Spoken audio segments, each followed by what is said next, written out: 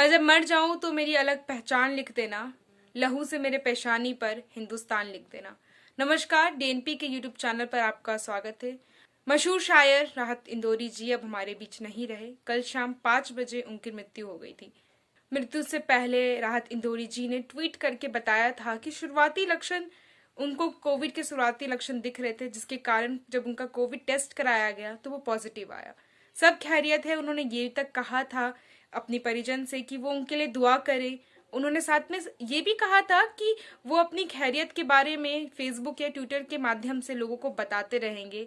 अपनी खैरियत बताने वाले राहत जी अब हमारे बीच नहीं रहे। राहत इंदौरी जी का जन्म 1 जनवरी 1950 में हुआ था। 17 साल की उम्र से ही राहत जी ने पब्लिक को अपना शेर नजर करना शुरू कर दिया था, और फिर क्या बन गए वो भारत के, या कह सकते हैं हम विश्व के सबसे मशहूर शायर।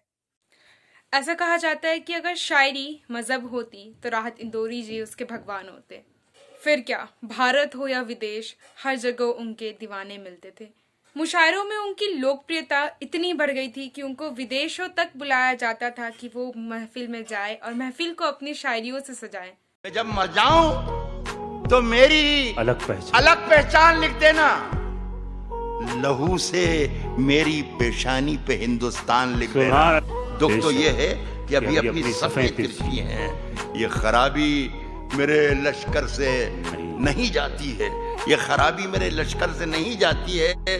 ताज मछली ने सफाई का पहन रखा है, गंदगी है कि समंदर से नहीं जाती है। किसे पता था कि दिल की बातें करने वाले राहत जी एक दिन दिल से ही हार जाएंगे। वो इशारों में कई बातें कह जाते थे। कभी वो व्यवस्था को झंझोड़ते तो कभी वो दिलों की कश्मकश को बयां करते थे।